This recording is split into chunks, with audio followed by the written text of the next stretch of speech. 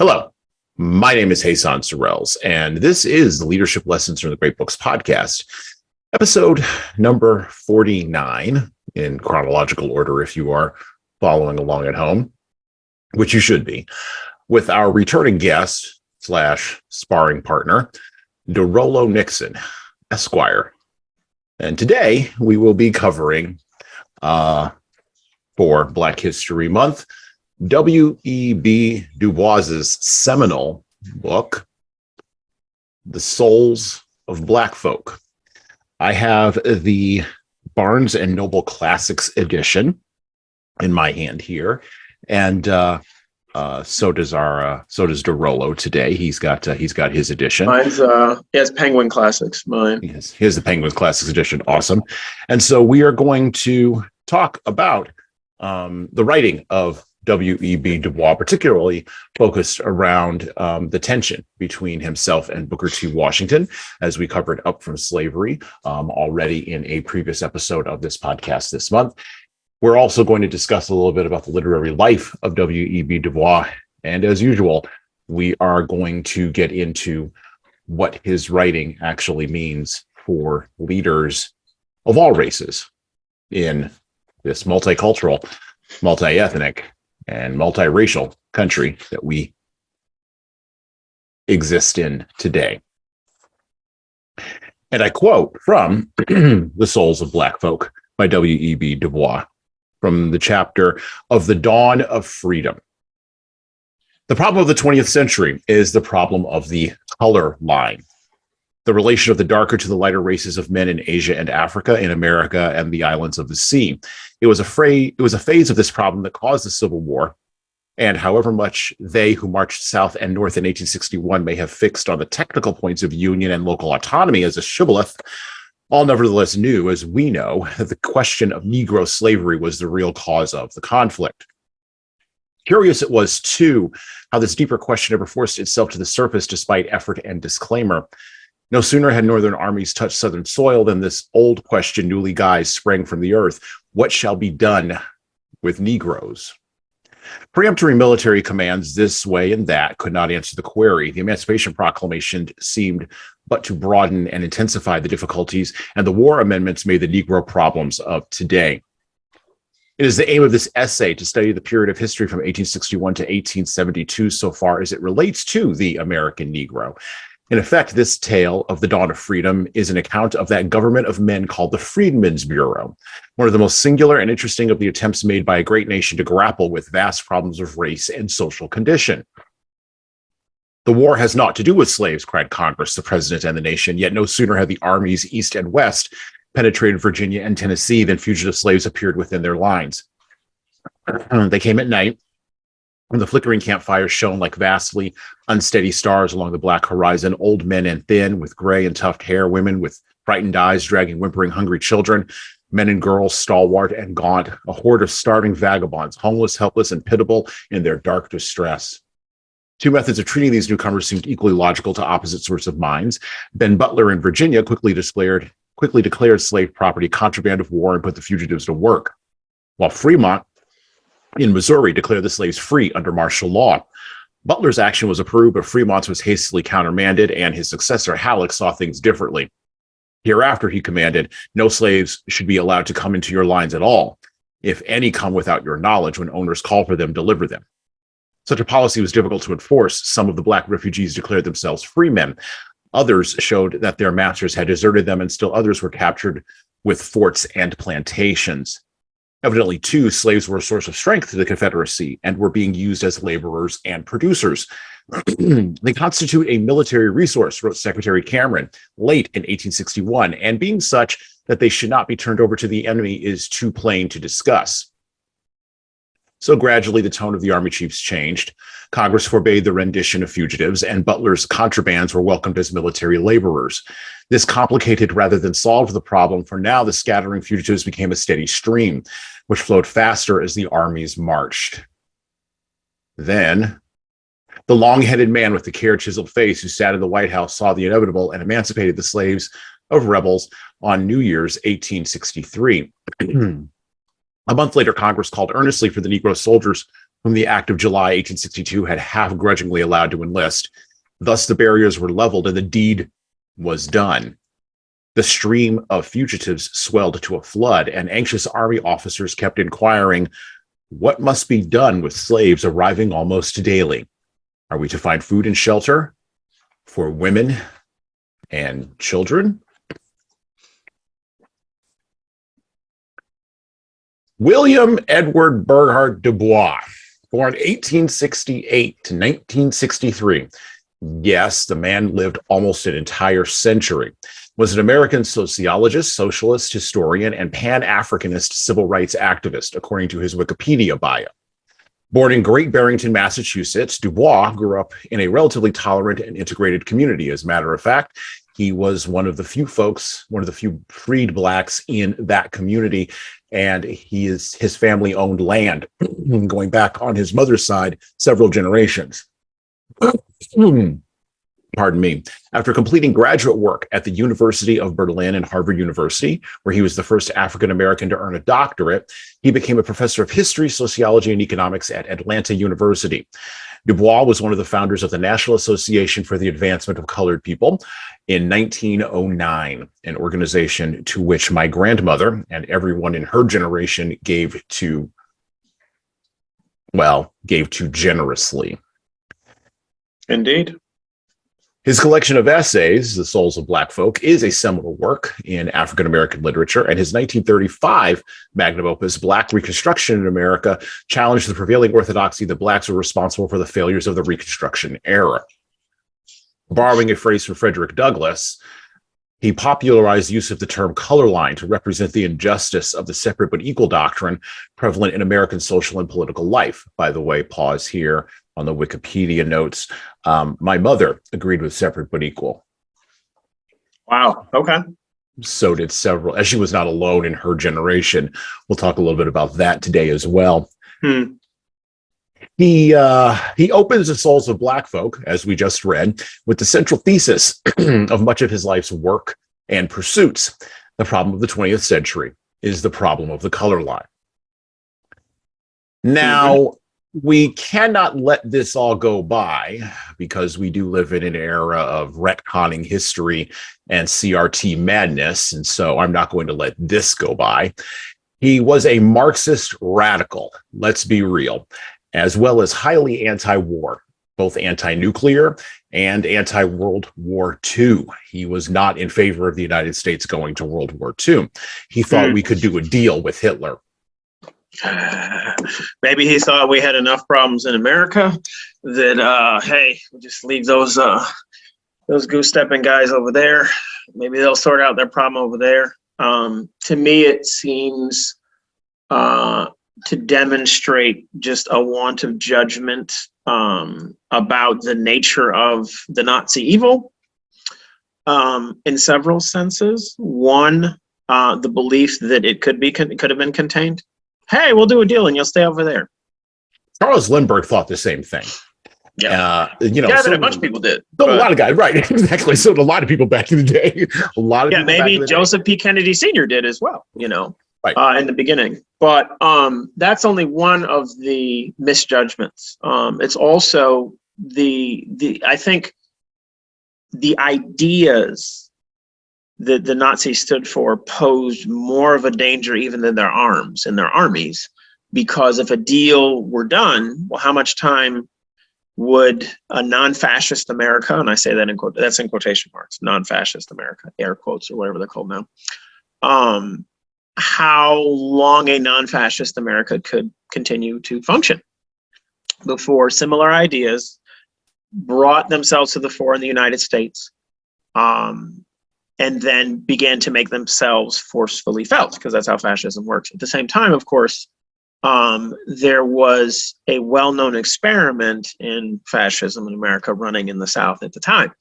with respect to Black people, as there had been for a long time. And so it's just, to me, it shows that Du Bois wasn't properly perceiving that, hey, this is another front in the same war you're actually fighting.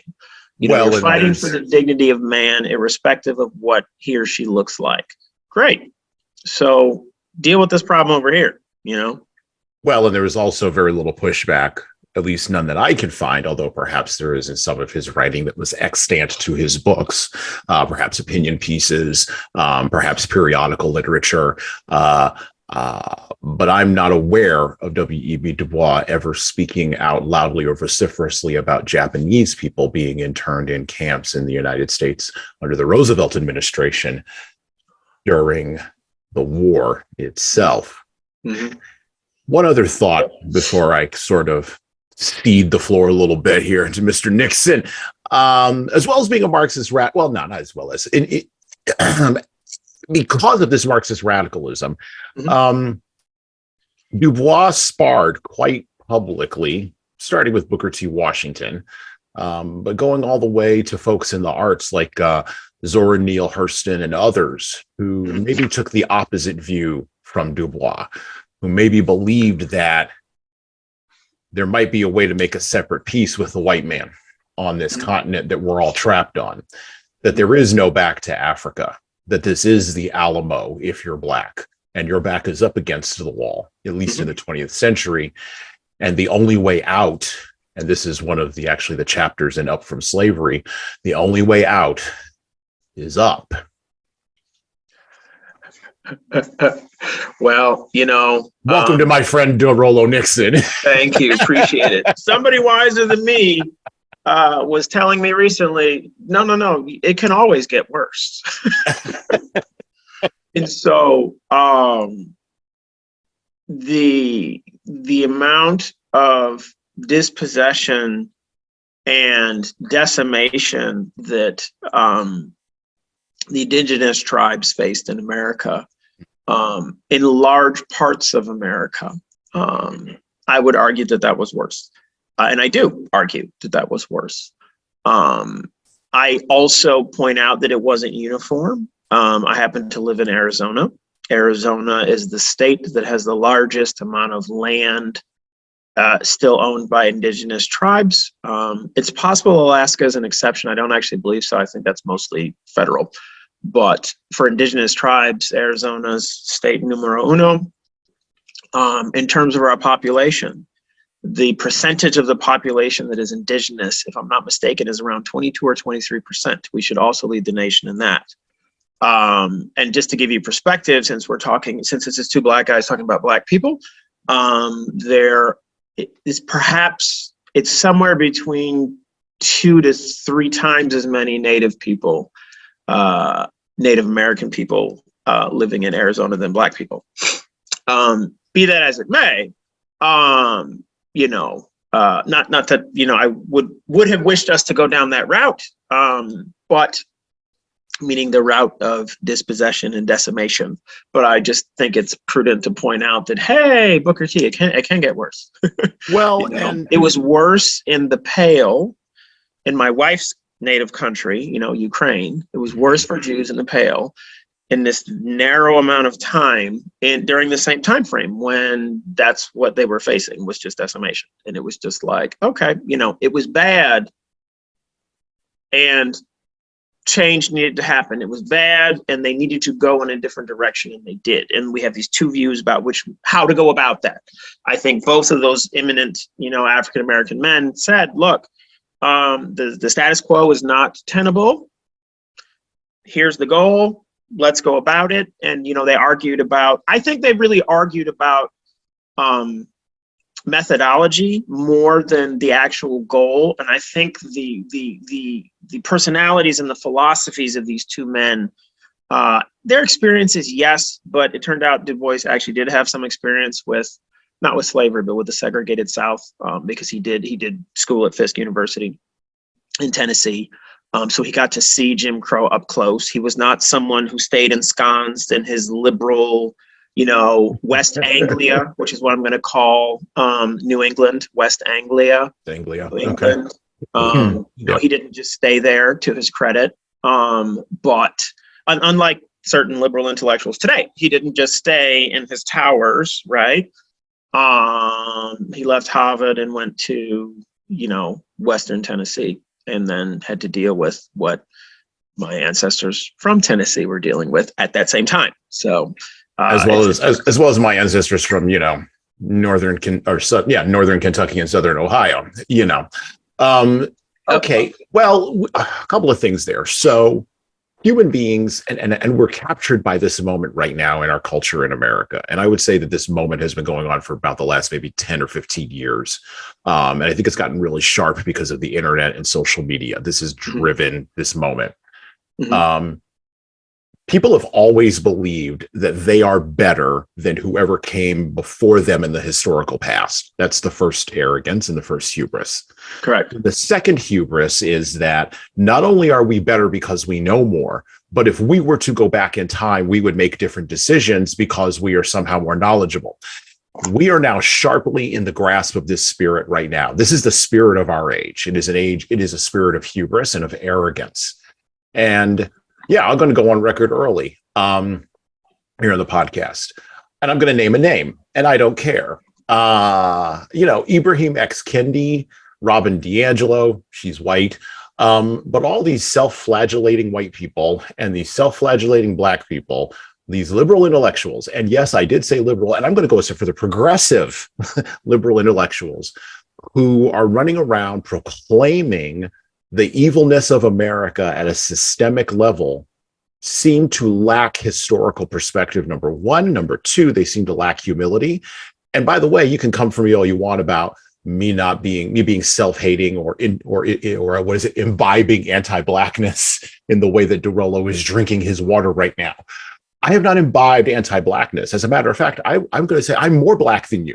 If we're going to have a race to Blackness, a race to define Blackness, which is, again, the tension between W.E.B. Du Bois and Booker T. Washington is really a tension of how do you define Blackness.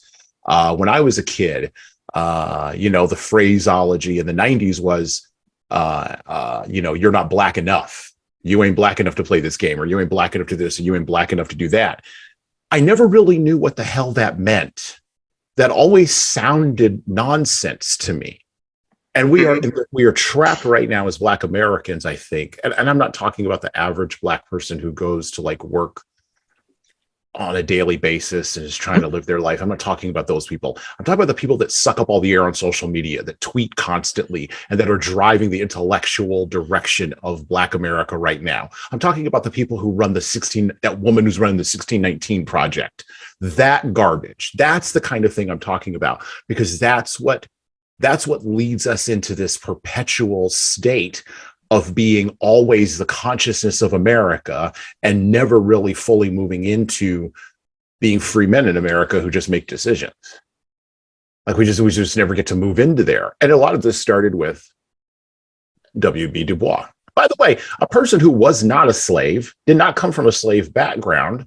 I mean, up from slavery starts, and we read this on our podcast, you can go back and listen to it, but Booker T. Washington literally opens up from slavery with the line, "I was born a slave on a plantation in Franklin County, Virginia. I am not quite sure of the exact place or exact date of my birth, but at any rate, I suspect I must have been born somewhere at some time." Nothing beats direct experience. Nothing beats that. So, we're going to cover Du Bois' essay where he rails against Mr. Washington. But I think that this thread has come down in black culture in America. And I think it's time to get rid of it. That's my large thesis of today. I think it's time to get rid of it. I think it's time to abandon it. But we can't do that, of course, without addressing the past. On the Indian assertion that you had, the Native American assertion.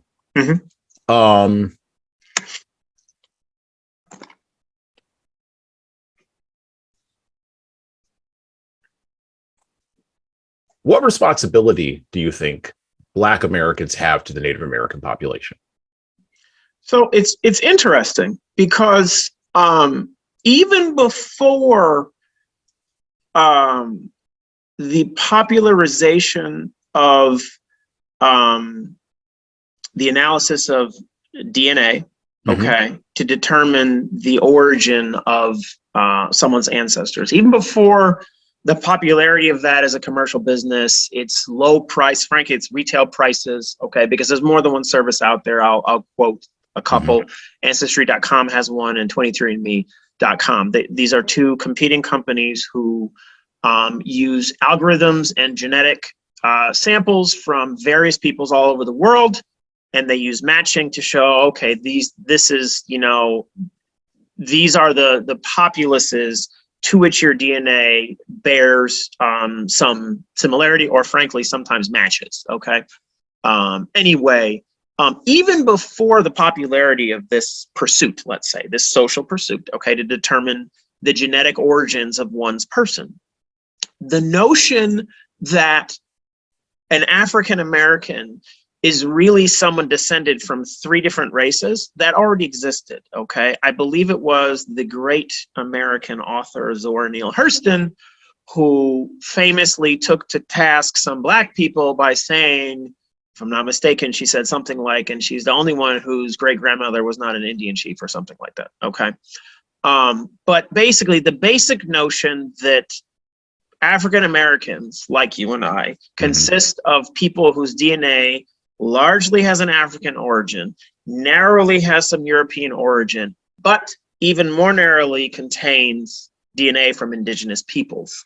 I think is pretty well demonstrated. A simple Google search and asking, for example, what portion of African Americans have at least 1% DNA from an indigenous tribe would yield some answer. I'm certain someone has done a study on this, and I've spent way too much time, and my wife would tell you way too much money on things like this. But anyway, that has relevance in this context because, and I'm not the only bit. So let me go a little bit deeper. That is the case for my DNA. It falls into those three general categories. And during this research, I learned things like, the state of South Carolina, where my father's mother was from and her people are from, and where the strongest amount of indigenous American DNA was that entered my own DNA, and thus also the DNA of my children. That was the state in which indigenous Americans were most trafficked into slavery. So it is fitting that would be where that DNA would come into, to join the story. Those people would come to join the story, as it were, of the ancestors who make up Dorollo, Nixon Jr. Anyway, that has relevance because from a certain point of view, we're not talking about peoples who are completely alien. We're talking about peoples who are related to us genetically, then related to us by condition of exclusion or oppression from mainstream American society. And for me, that has an end date, okay? So I'm speaking of 300 years ago. There are people out there who would say that 30 years ago, that was still true. I happen not to be one of those people, but I do, from a certain perspective, understand where they're coming from. But I think if we back up 300 years, there's far less disagreement against that notion. And so for me, the relatedness is not really genetic, it's a relatedness of condition, a condition where those persons were subject to arbitrary interference or violence or removal or what have you. And depending on the location, there could be some recourse or no recourse. But it was a condition. And so I think that having shared that condition, as it were, and being descended from peoples who share that condition today, I think there ought to be, at a minimum, some type of sympathy. But one of my major bugbears in contemporary analysis and discourse about indigenous American tribes is how they are viewed as a monolith. I don't like monoliths. So a monolith is a massive stone, right? And a massive single stone. Think of Stonehenge, think of other megalithic circles. Megalith is another use of the same, I believe it's Greek, lithos for stone, which I didn't learn in classics class at Cornell. I learned from Raiders of the Lost Ark, because that's how that starts, with the girl and I love you on her eyes, right? He was talking about Neolithic, Neo is new, and lithos is stone, right? So megalithic, massive stone. Okay, great stone, actually. Monolith, single stone, okay? The notion that Black people are one massive stone, thus everyone is the same, and we are a faceless, nameless, just entity or problem that has to be dealt with. I put problem in quotation marks, you can't see my face. Anyway, it's something I've been railing against since before middle school. Maybe not railing from middle school, but before middle school is where I started to just have this discomfort, because I think it's a fair generalization to say that regardless of the person you're dealing with, whether it's Mr. Washington, George, Mr. Washington, Booker, Mr. Du Bois, or Mr. Sorrells or myself, I think you have to look at the geography of where the person was born and raised, the time frame in which he or she was born and raised, and certain other personal factors, and it gives you a large insight to where they're coming from politically, and socially or sociologically, perhaps. Okay. So, yeah. So the now we're dealing with a monolithic notion of indigenous tribes, that they were all unjustly treated, that the phrase is our land was stolen. Well, whose land? And I'm not challenging the notion of land and its fungibility. Okay, I think that is actually one of the most profound, stabilizing, and wealth-generating innovations that man has ever done. Okay, it's literally right up there with the wheel. And thus, it is not surprising to me that in the societies that developed those ideas first, when they added to it notions of rule of law and fair play, all of a sudden, the architecture of freedom that we now enjoy was possible. It was not possible before that. Anyway, it was so important that voting used to be tied to ownership of land. And so back to the statement, you stole our land, whoever you is. Our land was stolen, whoever we are, right? And then, give us back our land. That's the most, give us our land back now would be the most forthright assertion in that regard. And I say, okay, but whose land? Let's look at some details. So this won't take super long. This is not scripted. This won't take super long. No, this is not scripted. By the way, your audio is. By the way, Dorollo. Delaware. Basically, one of the oldest Algonquin tribes. Your audio's a little tinny. Oh, I'm using my hands probably to gesture. Yeah. So the Lenni Lenape, also called the Delaware people, who were one of the most eminent of the Algonquin or Algonquian tribes. So this is roughly the northeast of the United States. It's a language family, first of all. So basically, if you're looking at the northeastern part of the United States, 300 years ago, you could divide the tribes into two language families: the Iroquoian, which of course obviously included the Iroquois Confederacy in my native New York, and also the Algonquin tribes, which had inhabited New England, and largely by 300 years ago, which is 1723, were either displaced or wiped out in New England, with certain pockets, and certain exceptions, but still would include people in Pennsylvania and certainly Western Pennsylvania. Anyway, one of the best known treaties with the native tribe prior to 1776 relates to, I believe it was Senator Frelinghuysen or Governor Frelinghuysen from New Jersey. It's obviously a Dutch name, and that was some of New Jersey's settlement before the English. Anyway, did a treaty with the Lenape, and the Lenape agreed to remove to Pennsylvania. They agreed to remove across the Delaware River, there comes that name again, okay, to the western shore, thus eastern Pennsylvania. And it was to make room for settlement, but it was a treaty. So that was the loss of land by treaty, not by theft. Okay. Let's look at a different example that I'm currently working through in some of what I'm working on. And I know this will come up later about Mr. Du Bois, because it's a perspective and a not really a bias, it's a bent, it's a shape that he and I shared, which is to front load the culture and the arts and things like that over the mechanical. So the Comanche, whom I'm reading about, because, I may get into that later, but basically I'm studying them. So Comancheria, which included where you happen to be seated right now, Mr. Sorrells, and thousands of other square miles, the Comanches came to dominate late. So that meant, for example, 300 years ago, they were not there. Okay.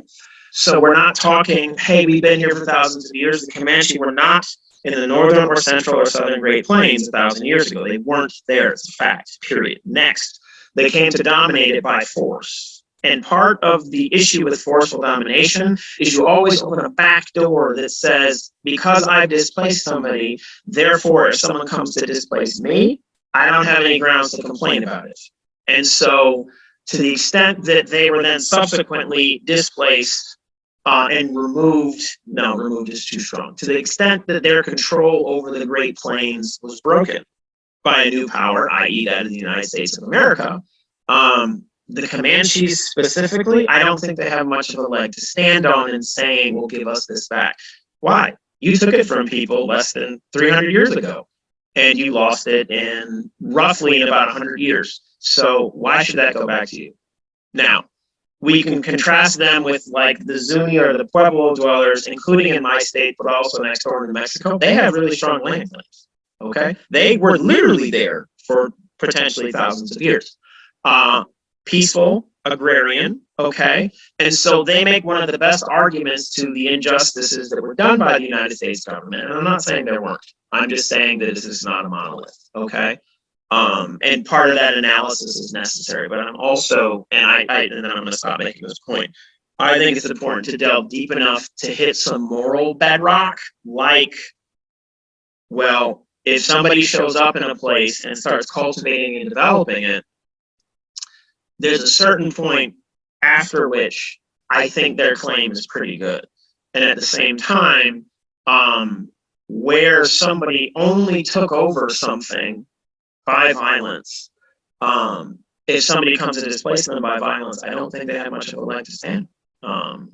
It's not exactly quid pro quo as much as the measure with which you measure, that's how it'll be measured back to you. Right. So yeah. Two guys talked about that. Thomas Jefferson was one, and the great U.S. President Abraham Lincoln was another, whose birthday was yesterday, which I'd be remiss not to mention. I believe it was his 214th anniversary of his birth, if I'm not mistaken. Anyway, but he talked about it in his second inaugural, which I read yesterday. Some notions of this, the idea that if you believe God is just, do you really want to go to him and ask for justice when here's your record of behavior? And all nations should engage in that kind of analysis, including the United States of America. All right. So we're going to get into that in a little bit, but Mr. Nixon's going to prepare his audio because he's a little bit tinny right now. Again? So he's going to repair his audio, and I'm going to consume some time while he's doing that. Excellent points made, all, by the way, in regards to the Native American question, the issue of claims, the issue of who has claim and who does not. What does claim look like? The challenge of genealogy in a multicultural, multifaceted, and multiracial country like America, a nation built not on a genealogical or even a land claim, a nation built on a creed, a nation built on the idea that, well, you can come here and be free. By the way, these are ideas that we explored in both the Federalist Papers, episode number 26, and the Anti-Federalist Papers, episode number 29, also with Dorollo Nixon. I would encourage you to go back and listen to both of those podcasts. But in case you don't want to, I've got a little selection here from the Anti-Federalist Papers. Some of the arguments that went on during the Constitutional Convention covering, well, this sticky issue of slavery. And so I quote from the Anti-Federalist Papers, edited with an introduction by Ralph Ketchum, on slavery and the Constitution. August 21st and 22nd, these arguments were made. And so you're going to want to go back and read those. And the gentleman did go back and forth between Mr. Martin, Mr. Rutledge, Mr. Ellsworth, Mr. Pinckey, Sherman, Colonel Mason. I want to pull from all of their language because I do think that it's relevant as a background to our conversation. And so I want to quote from Mr. L. Martin directly from the Federalist Papers. Mr. Martin proposed to vary the Section 4, Article 7 so as to allow a prohibition or tax on the importation of slaves, and to have as 5 slaves are to be counted as 3 men in the apportionment of representatives. Such a clause would leave an encouragement to this traffic. He argued that slaves weakened one part of the Union, which the other parts were bound to protect. The privilege of importing them was therefore unreasonable. It was inconsistent with the principles of the Revolution and dishonorable to American character to have such a feature in the Constitution. Mr. Rutledge, however, did not see how the importation of slaves could be encouraged by this section. He was not apprehensive of insurrections and would readily exempt the other states from the obligation to protect the Southern against them. Religion and humanity had nothing to do with this question. Interest alone is the governing principle with nations. The true question at present is whether the Southern states shall or shall not be parties to the Union. If the Northern states consult their interest, they will not oppose the increase of slaves, which will increase the commodities of which they will become the carriers. Mr. Ellsworth, on the other hand, was for leaving the clause as it stands. Let every state import what it pleases. The morality or wisdom of slavery are considerations belonging to the states themselves. What enriches a part enriches the whole, and the states are the best judges of their particular interest. The old Confederation had not meddled with this point, and he did not see any greater necessity for bringing it within the policy of the new one. Whereas Mr. Pinckey from South Carolina mentioned, to Dorollo's point, South Carolina can never receive the plan if it prohibits the slave trade. In every proposed extension of the powers of Congress, the state has expressly and watchfully accepted that of meddling with the importation of Negroes. By the way, by this point, just a side note, they had moved on from the native tribes. If the states be at all left at liberty on this subject, South Carolina may perhaps by degrees do of herself what is wished, as Virginia and Maryland have already done. Mr. Sherman then countered with this point. He was for leaving the clause as it stands.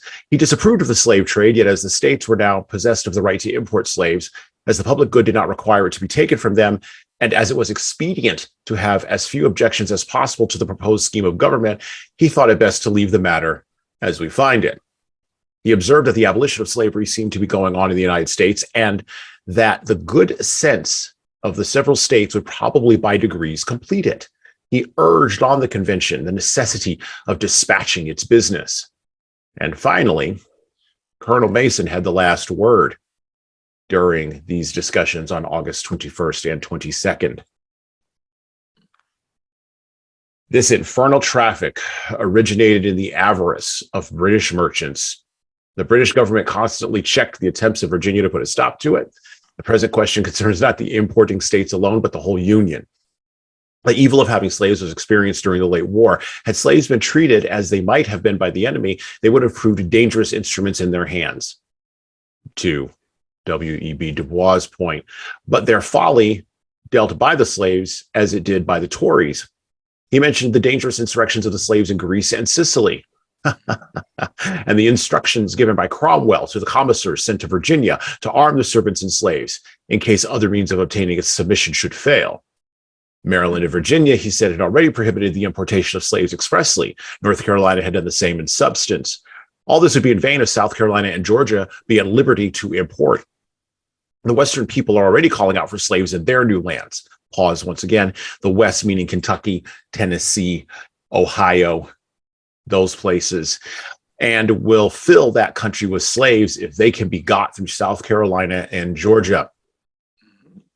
Slavery discourages arts and manufacturers. The poor despise labor when performed by slaves. They prevent the immigration of whites who really enrich and strengthen a country.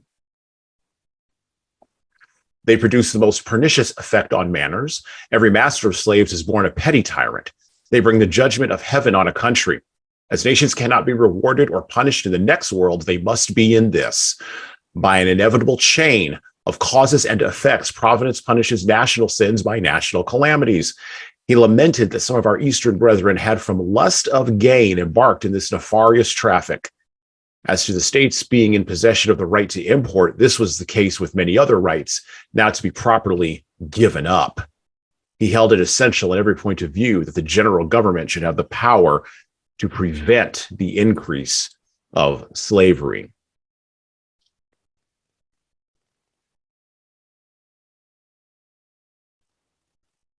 I believe Colonel Mason probably would have been a fellow traveler with W.E.B. Du Bois. He might if he would have sat in the same room with him, but no, but hey, 1 inch at a time, right? No, not to Du Bois's point. No, give me the whole 26.2 miles now. Speaking of this, so this gets to something that we discussed on the podcast, and again, your audio is still a little bit tinny there. Do you want to pause and you want to go back out and come back in? Why don't you go back out and come back in? We'll leave this in. It makes it sound real. He's going to go back out. He's going to come back in. While he's going back out and while he's coming back in, I would like to take this moment on the podcast to thank you for listening to the Leadership Lessons from the Great Books podcast. We've been on well over 100 episodes. We have 2 formats: our shorts episodes, which are 2 to 6 minute long ideas, thoughts, or rants about the psychology, the philosophy, and even the theology of leadership. And then, of course, we have our longer format pieces featuring myself and a guest. Sometimes our guest co-host, Tom Libby, out of Boston, and occasionally Dorollo Nixon, and many others. So I would encourage you to continue to listen to the podcast, and I thank you for your ears. Mr. Nixon is back. He's doing an audio check. That is significantly better. Yes. Excellent. Yes, you don't sound like you're down a tube somewhere. So I want to get into this. So this now sets up this idea that Du Bois is going to focus on. And Mason hits on it. And so does Du Bois in his essay on Mr. Booker T. Washington and others. Now, I'm not going to read directly from this quite just yet, but I will say one of the things in Du Bois's essay there, one of his main knocks against Booker T. Washington is that, to Colonel Mason's point, and you even mentioned this, Du Bois wanted to front load culture, and Booker T. Washington wanted to front load thrift. He wanted to front load character. Character before the vote, I think, would probably be Booker T. Washington's position. And W.E.B. Du Bois' position was the vote before anything else. Mm-hmm. Suffrage above all else. Mm-hmm. In looking at the modern Black American culture, mm-hmm. where Black American men are more likely to be incarcerated, I think it's somewhere like 4 to 5 times more likely to be incarcerated than men of any other race, mm-hmm. where young Black boys consistently perform in educational attainment behind young Black girls, mm-hmm. where young Black girls outstrip, when they get to college, outstrip in degree acquisition Black men by a factor of, I believe it's now up to 3 to 1. Mm-hmm. It's mm-hmm. an obscene level of distance. It's almost uncoverable. Mm-hmm. Where the single mother phenomenon, and I'm not talking about Ronald Reagan's welfare queens, I'm talking about the fact of single parent households led by women in the African American community is more than any other race in America.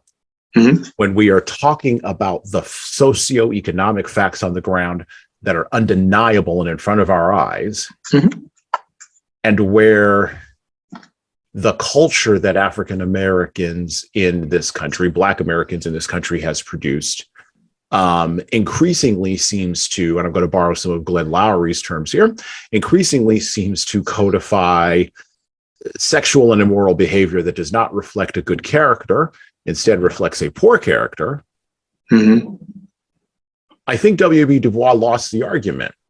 Sure, you could have the vote, but if you're twerking and shaking your behind and having kids out of wedlock, to what end? Mm-hmm. Mm-hmm. Mm-hmm. Mm-hmm. Mm-hmm. I think W.E.B. Du Bois had a lot more faith in the ability of members of his race and his generation, and this is where we get into separate but equal, members of his race and his generation to move the argument on culture forward. But he did not foresee the fact that suffrage does not bring character. It's not the same thing. What brings character is, to Booker T. Washington's point, work and thrift, and particularly industry, doing hard work. One of the things that I noted in Up from Slavery, Booker T. Washington would note that when he went around Tuskegee, Alabama, he observed an individual, a young African-American individual, sitting in the dirt and filth. And actually, W.E.B. Du Bois brings up this point, sitting in the dirt and filth, reading a book of French grammar. Mm-hmm. He did bring up the point. Yep. Right.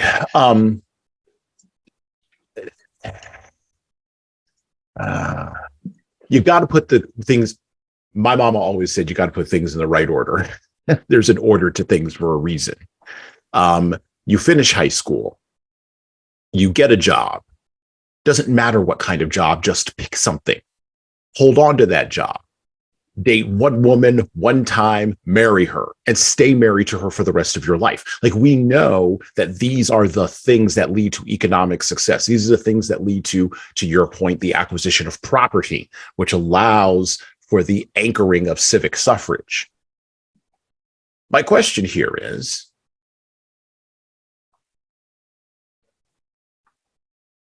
how is it that African Americans, and I'm not talking about, again, the average person walking around, I'm talking about African American leadership. How is it that African American leadership failed so spectacularly in the 20th century to merge these two ideas together? And that's the crux, no pun, of the issue. Why couldn't they have been merged together? Because I understand where Washington was coming from with respect to prioritizing economic gain and advancement. I understand putting that in the forefront. I don't understand at the same time giving up political enfranchisement. And I don't think that you had to do that in order to gain the economic advancement. I mean, frankly, let's look at the track record. The advancement didn't come, and the rights, not so much were they given up, but they were sacrificed. And in part, they were stabbed in the back. African Americans were stabbed in the back, certainly in the last, lastly, by federal institutions that had the clearest mandate to be in function in a colorblind fashion, and just chose not to, enfranchise separately. Well, and this started with the Freedmen's Bureau. One of the more, and I remembered reading about the Freedmen's Bureau, but I hadn't remembered all of it totally, completely, to your point about the federal government. But this, and we're going to talk about reparations. This is my lead into reparations. The Freedmen's Bureau, there's a line to be drawn from the Freedmen's Bureau to the current discussion of reparations in California, a state that was not a slave state at all. And yet, Gavin Newsom and his gubernatorial hair that want to run for president has created a task force that has proposed granting compensation to the descendants of African Americans in California, not the descendants, current African Americans who were descended from people who were damaged in 5 areas, according to the New York Times article, which you can go out and look at. It was published in December of 2022, so it's very recent. From 1933 to 1977, who were damaged in 5 key areas: housing, mass incarceration, unjust property seizures, devaluation of Black businesses, and healthcare. and by the way, when you and I talked about reparations, I asked you what the number was, and I said it should be $1. Well, they've come up with a number. We've got a number now. California has given us a number. $569 billion, or $223,200 per person. Wow. Talk about 40 acres and a mule from the Freedmen's Bureau. We're just back to recycling old history again. So don't let me stop you, but like, that's the insert there, right? The federal government getting involved in this process that Booker T. Washington thought African Americans had to bootstrap for themselves. Go ahead. Sorry. No, it's fine. There was when I tried to access it, there was a paywall. I think because their AI or cookies or whatever just know me well enough to know, nope, we're not letting you access anything for free. Pay money. No thanks, New York Times. You can keep your narrative, New York Times. Well, I can read it from you. They have not gotten me yet.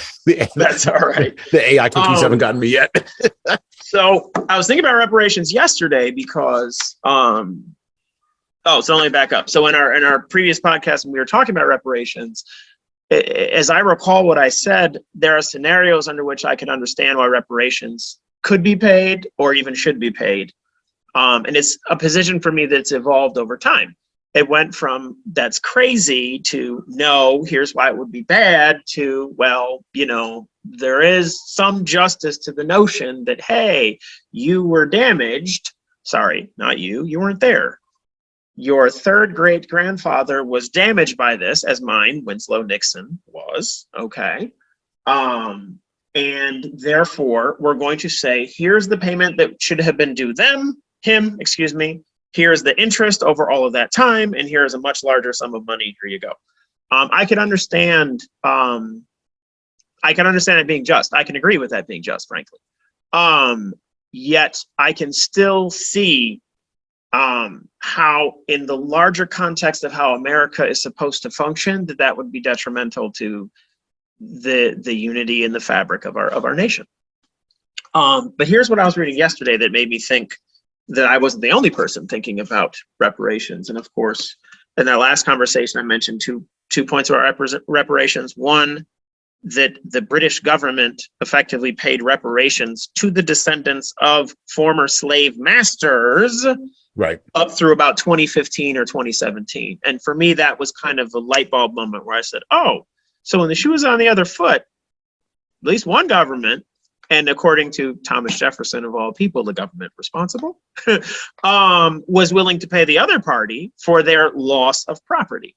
Okay, so if we can agree in principle that contractually that made sense, well, what about when we discover that the not the collateral, but basically the consideration for that contract actually had a greater injustice done to, not really it, but to him, her, they, etc., such that at a minimum similar compensation is due. But that's the British. Twain talked about it, and actually Samuel Langhorne Clemens did find some random black man to pay reparations to, and he felt he had done his bit. But it was not, he wasn't being cynical about it when he paid it. I think he was lamenting just a sad state of affairs, which is what happened in 19th century America, in many places for black people. So here are Lincoln's words. Okay, these were said on March 4, 1865. So this man was going to be shot to death 1 month and 11 days later. Fondly do we hope, fervently do we pray. Oh, my bad. Hold on. I may be reading in the wrong place. There it is. I'm reading in the wrong place. 1/8 of the whole population were colored slaves, not distributed generally over the Union, to your point about California, but localized in the southern part of it. These slaves constituted a peculiar and powerful interest, period. That word peculiar seems to keep cropping up in federal jurisprudence about black people. Anyway, all knew that this interest was somehow the cause of the war. To strengthen, perpetuate, and extend this interest was the object for which the insurgents would rend the Union even by war, while the government claimed no right to do more than to restrict the territorial enlargement of it, period. back to your argument in the Anti-Federalist Papers, these statements were made 70 years later, and they echo the points that those men were arguing. And so that's how important slavery was, and how divisive it was, and how the positions were set in concrete. Each side understood what it was fighting for and against. Neither party expected for the war the magnitude or the duration which it has already attained. Neither anticipated that the cause of the conflict might cease with, or even before the conflict itself should cease. Each looked for an easier triumph and a result less fundamental and astounding. Both read the same Bible and pray to the same God, and each invokes his aid against the other, period. It may seem strange that any men should dare to ask a just God's assistance in wringing their bread from the sweat of other men's faces, semicolon. But let us judge not that we be not judged. The prayers of both could not be answered, semicolon. That of neither has been fully answered, period. The Almighty has his own purposes, period. Quote, woe unto the world because of offenses, for it must needs be that offenses come, but woe to that man by whom the offense cometh. Close internal quote. If we shall suppose that American slavery is one of those offenses which, in the providence of God, must needs come, but which, having continued through his appointed time, he now wills to remove, and that he gives to both North and South this terrible war as the woe due to those by whom the offense came, shall we discern therein any departure from those divine attributes which the believers in a living God always ascribe to him? Fondly do we hope, fervently do we pray, that this mighty scourge of war may speedily pass away. Yet if God wills that it continue until all the wealth piled by the bondman's 250 years of unrequited toil shall be sunk, and until every drop of blood drawn with the lash shall be paid by another drawn with the sword, as was said 3,000 years ago, so still it must be said, the judgments of the Lord are true and righteous altogether. Until all the wealth piled by the bondman's 250 years of unrequited toil shall be sunk. That piece points to reparations. Here is the link between the two. The notion that there was some account running that was tabulating all of the efforts that were unrequited in terms of specie, okay, on one side, and the need to either pay that out to the other person or to vitiate it, or to, what is the word? I'm a New York lawyer and practice in several courts there, and of course in other parts of the country.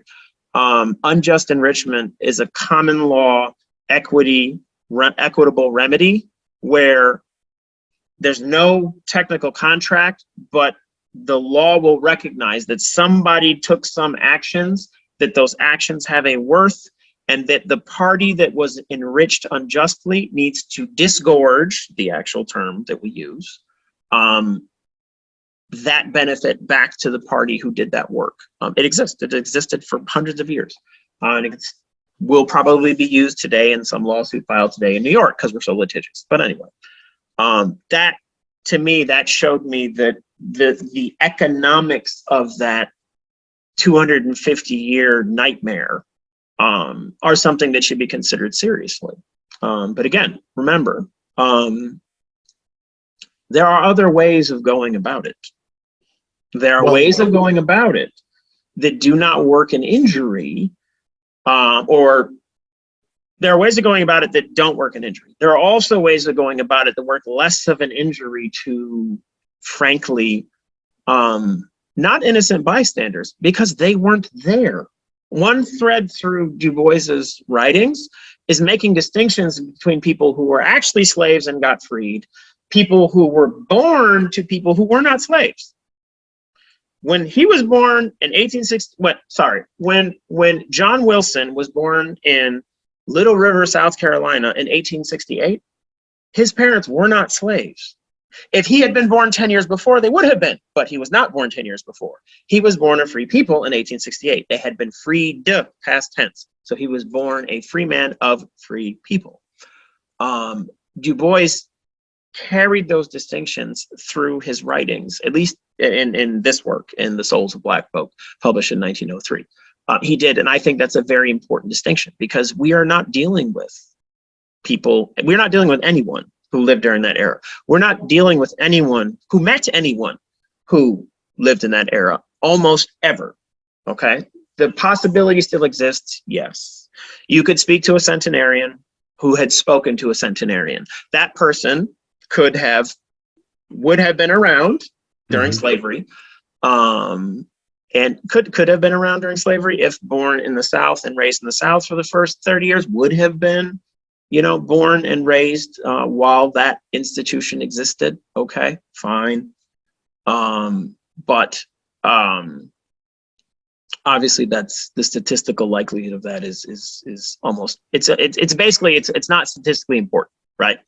It falls within the error percentage or less. So let me go back to this idea first, because we got jogged off on reparations a little bit, and I'm going to go back to that. I took a note because there's a point I want to make about that, counterpoint to that. But the bigger point here, or the bigger question here, which was, why did African American intellectuals fail to merge these two ideas together? The Booker T. Washington idea of thrift and the W.E.B. Du Bois idea of culture. Why did they fail to merge those two ideas together? Why did they fail to pull those two tensions together and click them together? I mean, Martin Luther King Jr. and Malcolm X couldn't even get on the same page up until a few months before Martin Luther King Jr. was assassinated. And then Malcolm X had to go through his own hero's journey away from the Nation of Islam, away from radical Eldritch Cleaver, soul on ice kind of thinking, to basically be assassinated at the end of that. And now we are left with individuals like, again, I'm going to name names here. We're left with Jesse Jackson, who was standing next to Martin Luther King Jr., pointing over that way when he got shot on the hotel balcony. We're left with Al Sharpton, a man who was a pimp and a race hustler. Yes, I said it out loud. Everybody knows it. We need to point this out. And Tawana Brawley and everything else, right? We are left with now grifters that are operating at a very high level, like the Ibrahim X. Kendis of the world and the Ta-Nehisi Coates, who graduated from those elite institutions in the same way you did. You graduated from Cornell. In this discussion, if we were to break it down based on education, hell, I graduated from Tuskegee. You graduated from Harvard. Okay. Right? Like if we're really like kind of break this down, right? Why has there been such a monumental failure to link those two things together in African American culture in the United States over the course of the last 100 years? Because I would assert that the challenge of the 20th century was not the color line. The challenge of the 20th century was the linking of the intellect and the character and the spirit to thrift and industry. And they both sort of went like this. The people who marched in the South for freedom were led by a woman whose feet hurt because she showed up at a freaking janitorial job every day. She was a freaking maid. Rosa Parks' feet hurt. She wasn't some Harvard intellectual somewhere. She don't have time for we got to get reparations. She had time to get her behind on a segregated bus. To get to work. And to get home. And to get home. And then she decided, hey, I'm just not moving today. Right. There's this lack of linking these two things together. And I think that was the monumental failure of the 20th century. And I worry that we're going to make, and I worry that we're going down the road of making this monumental failure again, because in nobody ever points this out. And I think I pointed it on the last podcast episode we did. In 2020, the candidate for president that earned more of the black male vote than any other candidate in history was Donald Trump. The entire black female vote went to Joe Biden. There's a disconnect happening. And my concern is that if this drift continues in when my 6-year-old boy is of marriageable age, Mhm. there won't be a black woman interested in him that I think there always will be. graduated from Harvard. I think there always will be. Maybe not who graduated from Harvard, and that's not to say that she won't be intelligent. That's to say that that institution molds its people in a certain way that she might leave and have different notions in her head than those she went into it with. Right. Now, arguably, if that's not the case, Harvard is failing to do what Harvard is supposed to do.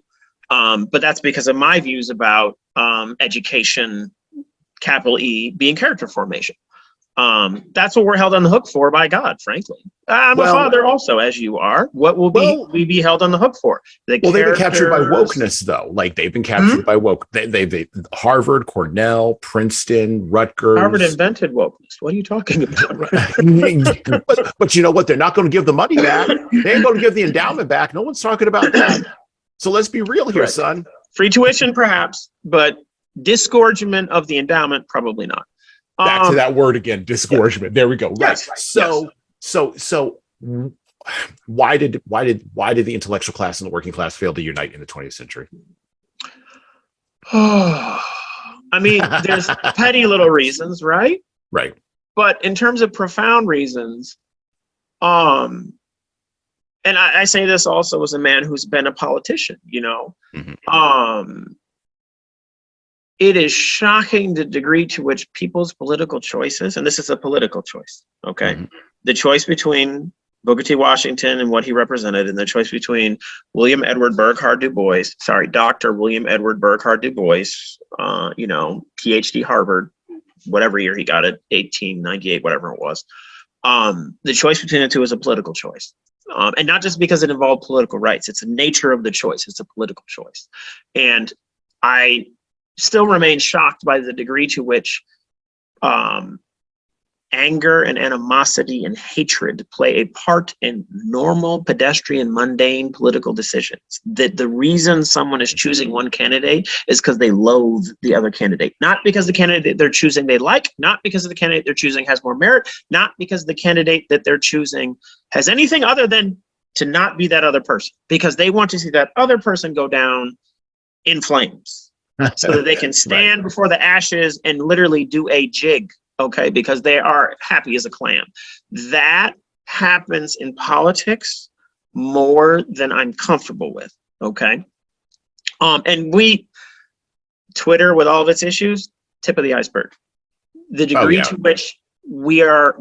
to which the common public is exposed to that rancor, that animosity, that loathing is small. So here, okay, you have somebody making a choice I disagree with, saying the voting rights and the civil rights don't matter as much as economic enfranchisement, okay? There's people, those intellectuals loathed that choice, loathed the man who represented that choice, okay? And so coming together to find common accord can't happen when you hate your interlocutor. It just can't happen. And didn't happen. So to me, those are among the biggest reasons that there all of these emotions and the drama of it, okay? And just an inability to both experience the pain of the injustice underlying that choice, recognizing the other person's choice, respecting the other person, even though you loathe their choice, and then agreeing, well, we have to work together on common ground because we have to work together. We have to, two heads are better than one. A cord of 3 strands is not easily broken, which I literally read in the Bible this morning.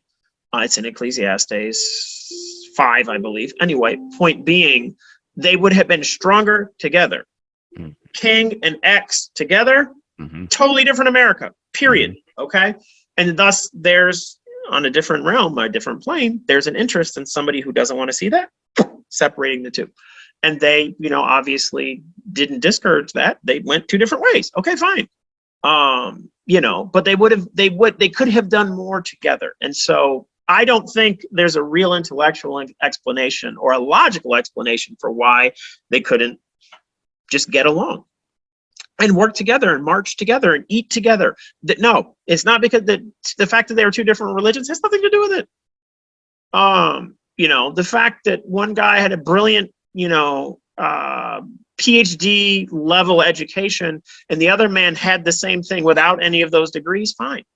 Okay. I don't think that they couldn't get together because of those reasons. I think it's because of the bitterness, the anger, the loathing, the pain, the bitterness, this evil cauldron of emotion. Okay. And once you imbibe that poison, you're done. That's literally what happened to King. Why did King become a Marxist? Because my view is that he wasn't his whole career. Okay. I think it was seeing the intractability of dumb, ignorant white racists and who just wouldn't move. And after a while, it's like he lost faith. And then he consumed this draft of bitterness, and then that was it. Now we've got to try this other route. Okay. And it's painful. Because that also politically is something that is disconcerting. When you run into a wall of dumb, intractable,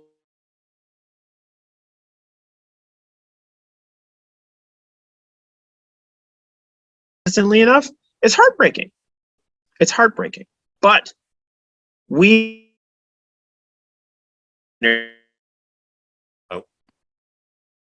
Oh.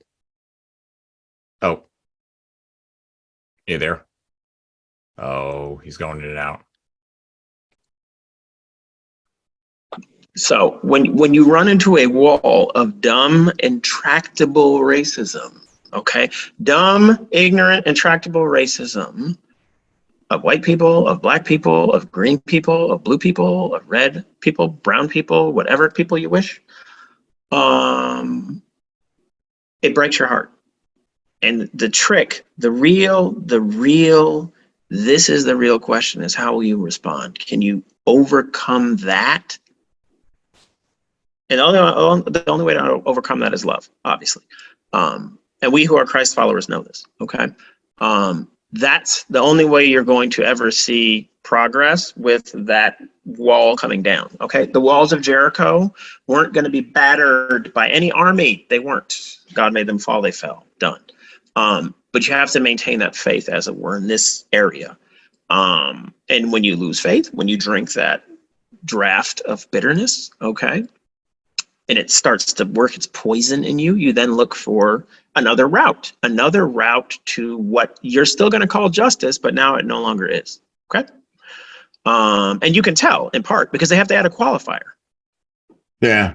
Social justice and a social democrat, there is fundamentally misrepresentatively absurd as the People's Democratic Republic of North Korea. That whole term. Why are all those words there? To fool the ignorant. Okay? So if it were actually justice, you don't need social, it's justice. Giving a man what he deserves, giving a woman what he deserves. Sometimes what he deserves is good because he's done good. Sometimes what he deserves is evil because what he's done is evil. So they then start pursuing these other ancillary routes because what they want is not what Abraham Lincoln was talking about in his second inaugural address. What they want is something now rather than in the time of providence. Right. Yeah. And they also miss, for the record, so I left off a paragraph. The paragraph shows the way forward that this man would have walked in if he weren't cruelly assassinated a month later. With malice toward none, with charity for all. Stop. Mm-hmm. That means don't drink the chalice of bitterness. Mm-hmm. Resist drinking the chalice of bitterness. It's a poisoned cup. It's tempting. It's tempting because there are actual wounds. It's tempting because there's actual heartbreak. It's tempting because there was an actual injustice. Okay? Don't drink that chalice because when the malice comes in, It's very, very, very hard for it to get out. With malice toward none, with charity for all. Oh, so the way forward is love. That's the word he was using. Okay, charity, that Jacobean English word used in the King James Version of the Bible. Okay, to translate a Koine Greek word that meant love. So let's use love instead of charity, because we don't even know how to interpret that anymore. Okay, so with malice toward none, with love for all. Wow, that wasn't it. He didn't stop there. With firmness in the right, as God gives us to see the right. Oh, so should people be made to work for free? No, so pay them. Next. Should law-abiding people in this country be able to vote? Yes. Okay, so let's make sure that that happens and not bend over backwards to deny peculiar, distinct, discrete, and insular portions of the population the right to vote. Let's stop doing that. Stop doing that. Let us strive on to finish the work we are in, to bind up the nation's wounds, to care for him who shall have borne the battle, and for his widow and his orphan. That's literally, that phrase is the foundation of what I do for a living. I'm an accredited VA disability attorney. That phrase by President Lincoln is the foundation of what we do, period. To do all which may achieve and cherish a just and a lasting peace among ourselves and with all nations. That's the end of his inaugural. It's one of the most powerful and profound pieces of American rhetoric, okay? And here in this context, it addresses the issues that these men were fighting over and arguing about, and justly arguing about, okay? Each had his perspective, but you know, I still come down on the Du Bois side, and I doubt at that time, and it's in part because it's in the intro to the book that I read, that the bitterness had taken hold of him in the way that it would, and then fuel the directions in which he went. And similar with King, I think when they maintained their vision and their faith, they could bear a lot more of the burden. But once they drank that chalice, it was done. Because then, okay, so how do we get this now? And I don't care whose rights we have to trammel with what power, because we want this now. And it's just what disturbs me when I look towards the future. I think about my sons and the women they would marry and grandchildren of mine they would have, you know, the legions and legions of grandchildren they would have and will have, God willing. You know, it's just, we have to be able to get the country to return to the fundamentals that made this republic great. And that can be done, I trust, and I hope, and I pray. But it has to be done. And neither of these routes that these men took would get us there. Merging of the two, I think, would produce greater impact, right, to get there. And it's just, you know, it behooves us to be those people who won't say, I'll speak from my perspective, it behooves me as a Black public intellectual to say, I need to work with the people who are trying a different route to get to the same end. They, like I, want to see whole and stable Black families that are self-supporting and economically independent. They, like I, may also want to see white families same way, green families same way, blue families same way, pick another color family same way. That's what I want. As a conservative, I know that we can all have the same political rights and we can have different economic positions because we make different choices. Or we can all have the same economic position, a miserably poor one, and have no political rights. And those are the two choices. And so I can see clearly where Marxism went. And so it's even harder then to hoodwink me on where it could go, because I see where it went. To your point, From the Souls of Black Folk by W.E.B. Du Bois of Mr. Booker T. Washington and others. I'm going to read a couple pages here. Then came the revolution of 1876, the suppression of the Negro votes, the changing and shifting of ideals, and the seeking of new lights in the great night. Douglass, meaning Frederick Douglass, in his old age still bravely stood for the ideals of his early manhood, ultimate assimilation through self-assertion and on no other terms. For a time, Price arose as a new leader, destined it seemed not to give up, but to restate the old ideals in a form less repugnant to the white South, but he passed away in his prime. Then came the new leader. Nearly all the former ones had become leaders by the silent suffrage of their fellows and had sought to lead their own people alone, and were usually, save Douglas, little known outside their race. But Booker T. Washington arose as essentially the leader, not of one race, but of two, a compromiser between the South, the North, and the Negro. Naturally, the Negroes resented at first bitterly, speaking of bitterness, signs of compromise which surrendered their civil and political rights, even though this was to be exchanged for larger chances of economic development. The rich and dominating North, however, was not only weary of the race problem, but was investing largely in Southern enterprises and welcomed any method of peaceful or cooperation. Thus, by national opinion, the Negroes began to recognize Mr. Washington's leadership, and the voice of criticism was hushed. Mr. Washington represents the Negro in Negro thought, the old attitude of adjustment and submission, but adjustment at such a peculiar, there's that word again, time as to make his program unique. This is an age of unusual economic development, and Mr. Washington's program naturally takes an economic cast, becoming a gospel of work and money to such an extent as apparently almost completely to overshadow the higher aims of life. By the way, he capitalizes work and capitalizes money. Only Marxists do that.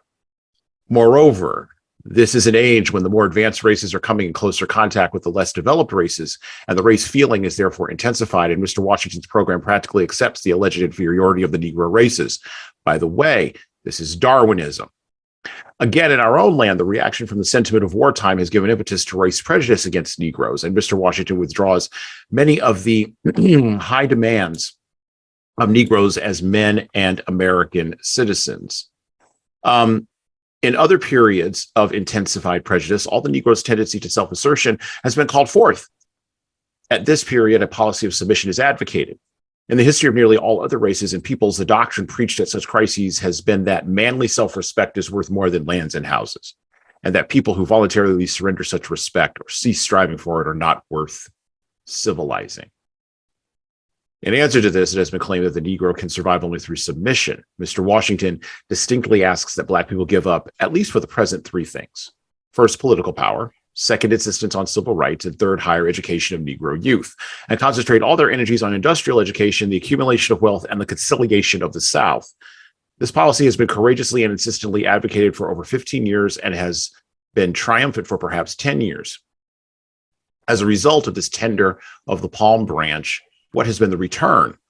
In those years, there have occurred, one, the disenfranchisement of the Negro, two, the legal creation of a distinct status of civil inferiority for the Negro, the steady withdrawal of aid from institutions for the higher training of the Negro. These movements are not, to be sure, direct results of Mr. Washington's teachings, but his propaganda has, without a shadow of a doubt, helped their speedier accomplishment. The question then comes, is it possible and probable that 9 millions of men can make effective progress in economic lines if they are deprived of political rights, made a servile caste, and allowed only the most meager chance for developing their exceptional men? If history and reason give any distinct answer to these questions, it is an emphatic no. Now, I'm going to stop there for just a minute.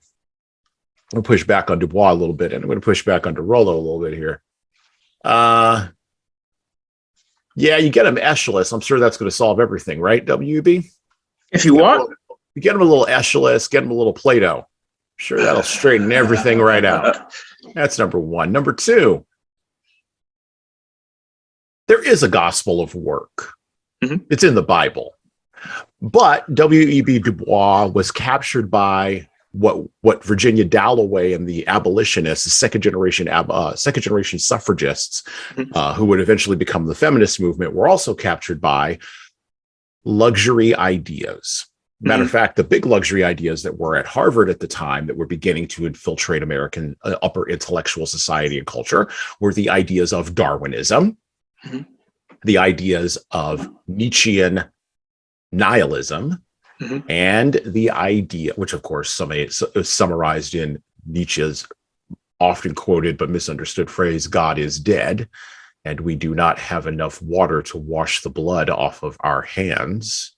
By the way, that's the back end of that quote. So Nietzschean nihilism. And then, of course, the rise of Freudianism, all coming out of Eastern Europe. I'm sorry, not Eastern Europe, Western Europe, and Western intellectual thought coming out of Germany and England at the time. Then, of course, you get that disaffected guy who couldn't get a job and hung out in a library in London for basically his entire adult life. Your friend and mine, Karl Marx, who was resentful, was bitter, and was looking for a reason he couldn't get a job.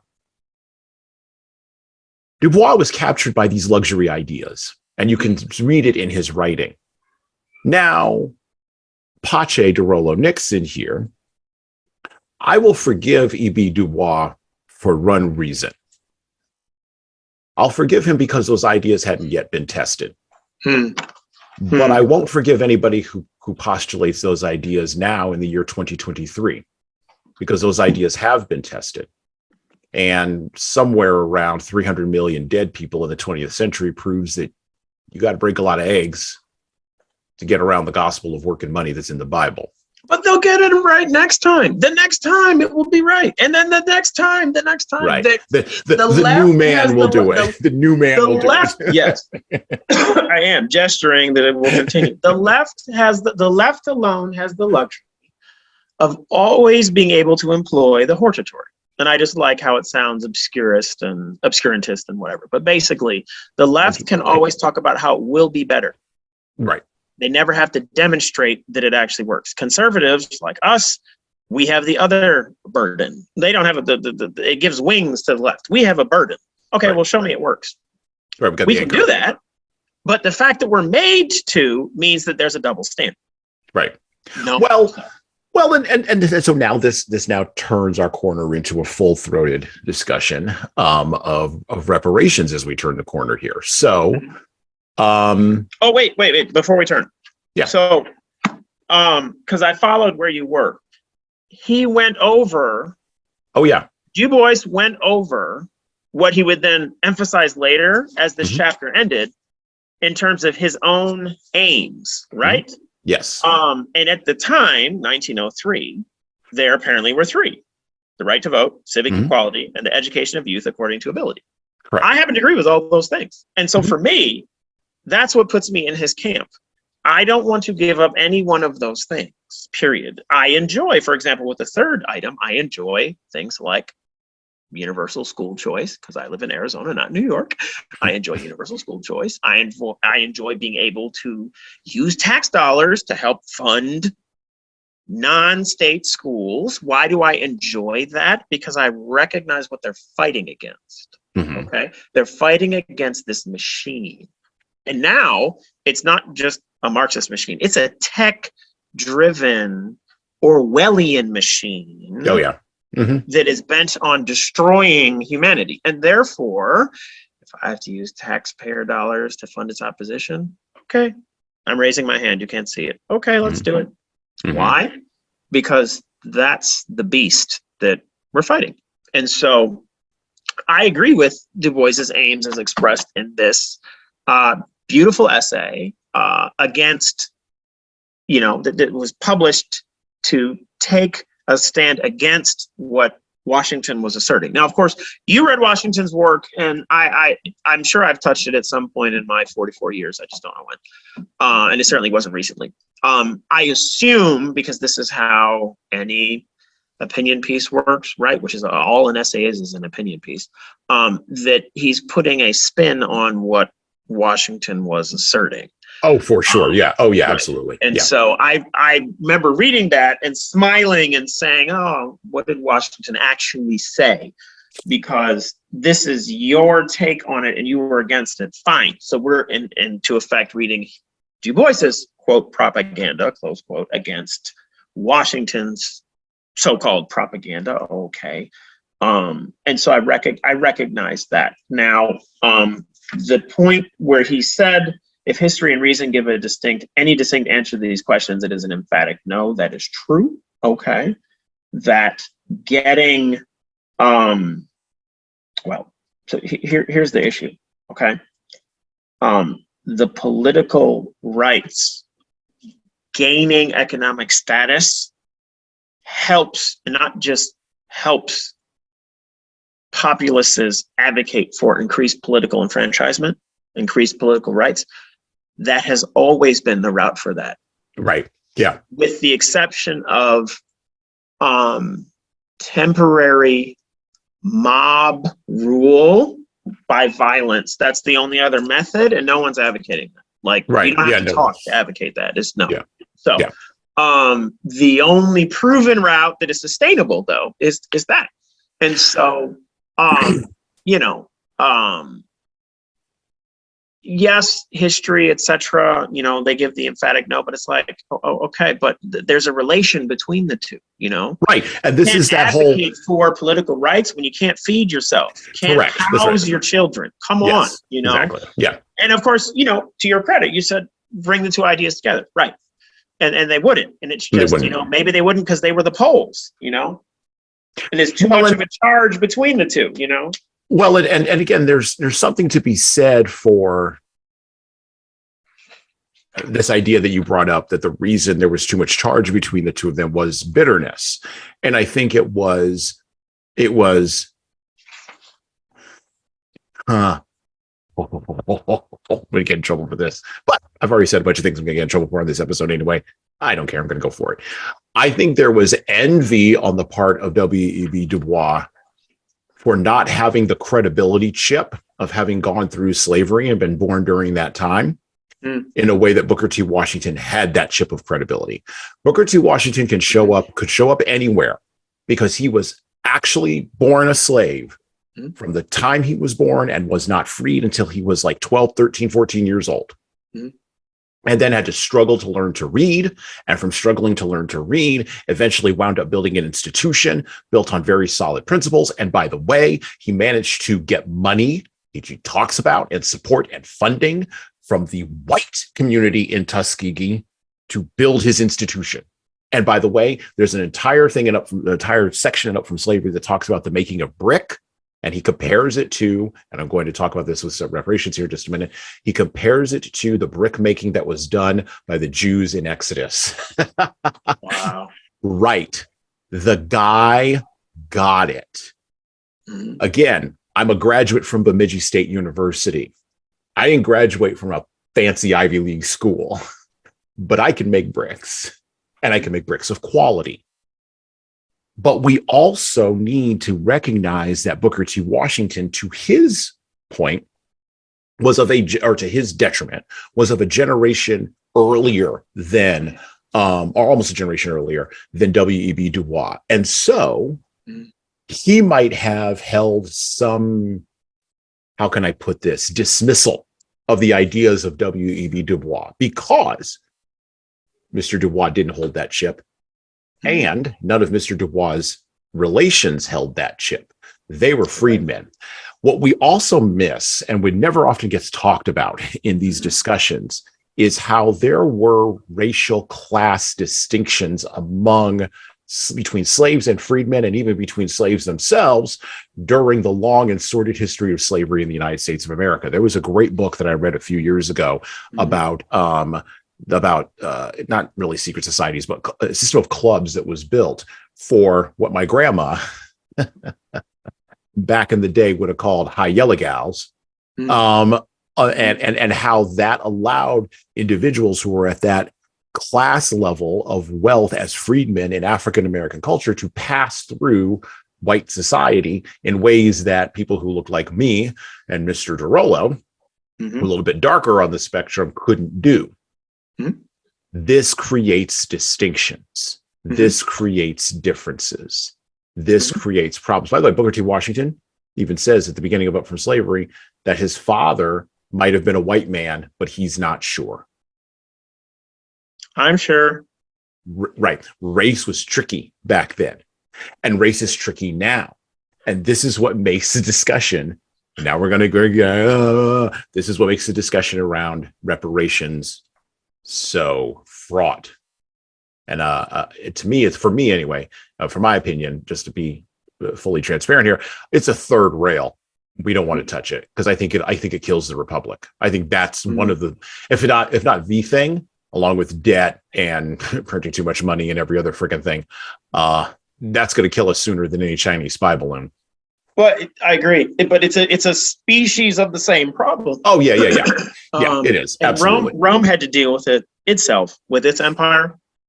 And so this American dominion over the fat part of North America is slowly, what is the word? It's a descent, okay? It's a descent into chaos and madness, but this is one of the routes, right? It's a slow erosion, and if we're not careful, I firmly believe fundamentally in the next 15 years, if we all don't make the right decisions, this is why I'm doing this podcast. This is part of that right decisions piece. If we don't make the right decisions all the way down to the janitor on the street who thinks he has no power, if we don't make the right decisions at every single level of our lives, we will lose the republic.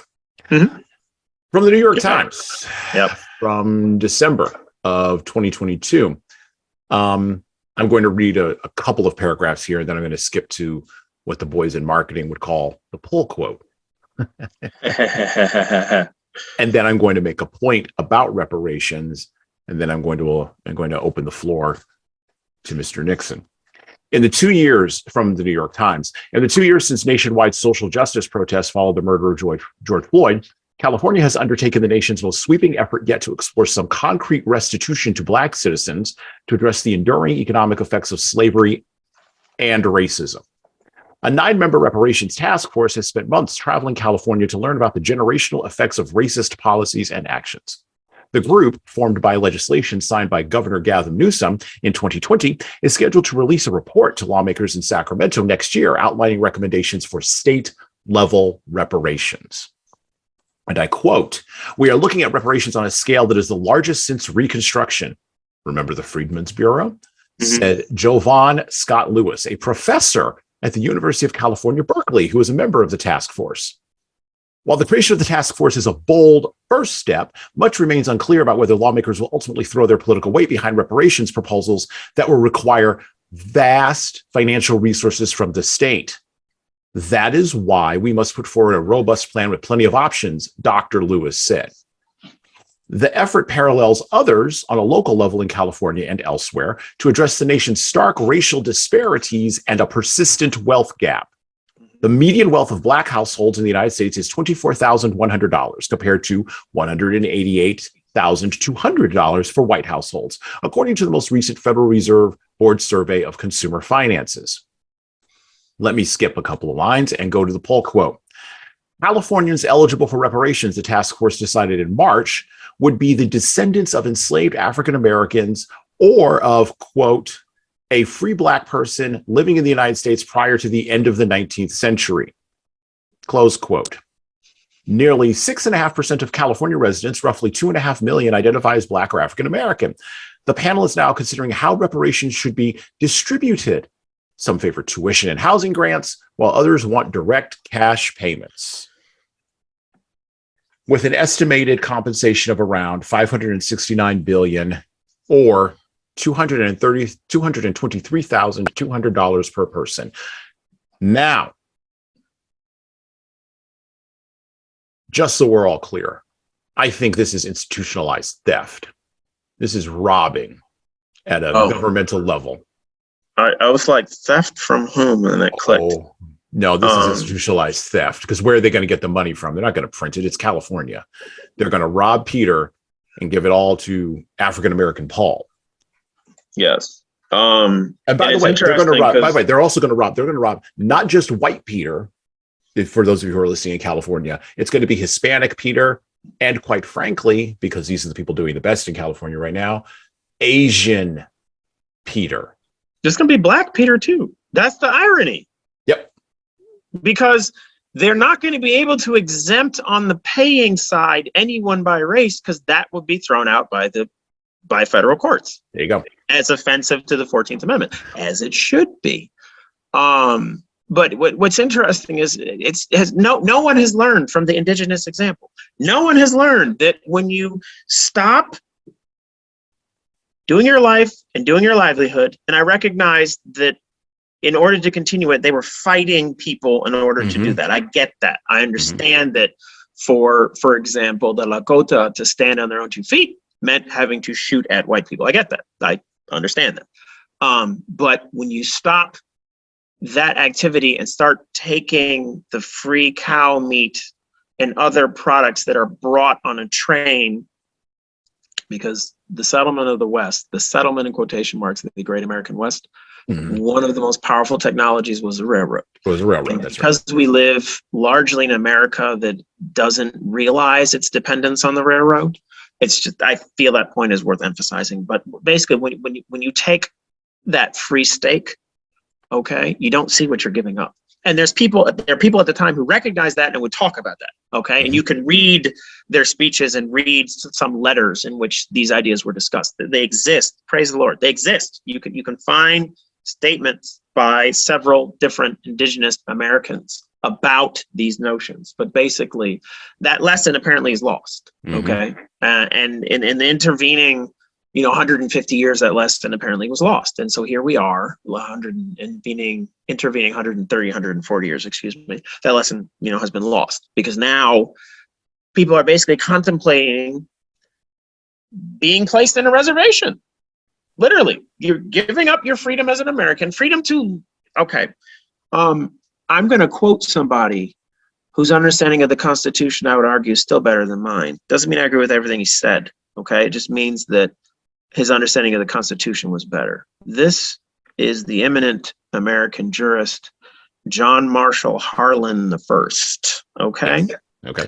And this is from his dissent to the Plessy versus Ferguson decision, which enfranchised on the federal level permanently.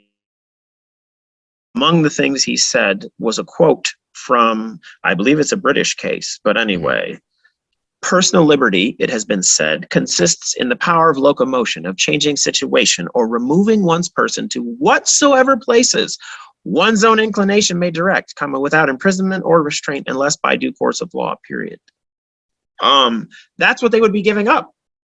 They're giving up that, because if you need the voucher for this and you need this other benefit for that, the government is controlling you. And by the way, when it then comes time to vote, who are you going to vote for? Oh, well, we know that they know this. Okay, so, trying to produce a reservation. And so here's at even a deeper level. Yes, at a political level, at a legal level, 14th Amendment, even at a political moral level, which is what you're talking about, creating a reservation type attitude or a reservation type mentality. Again, looking at the work of the Freedmen's Bureau as described by W.E.B. Du Bois, this is merely an extension of that going further. And of course, because the currently well-educated and yet highly unintelligent people at the University of California, Berkeley, who don't study history, are of course doomed to maybe not repeat it exactly right, but doomed to echo it. And it will wind up in the exact same spot that thing wound up in previously, because human nature hasn't changed since 1865. But there are two other points that I grind against with this proposal. The first one is, has anybody done a statistical analysis of how many billions, and it's got to be billions of dollars, Black Americans who descended from slaves, let's keep it very narrow, that were held in the South, how many billions of dollars did they earn after 1865, now that they could be paid for their labor? From 1865 to now. Anybody done a statistical analysis on that? No. I know one. You know one. It's narrower. It's narrower? Okay, it's narrower. Okay. All right, that's fine. Then the second question that I have there, because I would assert that billions of dollars of earning is the reparation. You've been paid. That's my first assertion. My second assertion is this. In looking at the book of Exodus, which I was recently reading and been watching some biblical lectures on that from the Canadian public intellectual, Dr. Jordan Peterson. Well, he's still a doctor right now. They haven't yanked his license yet. Not yet. They're coming for them. They're coming for him. Right? They're coming for that man. You're going to get a Canadian out of town. but Yeah. but in looking at the book of Exodus and in looking at the did I just lose Dorollo? I think I just lost Dorollo. Oh, pause. Hold on a second. Picking up in 3, 2, 1. So Jordan Peterson and we're watching JP and watching the Exodus lecture series and thinking about Exodus in relation to this.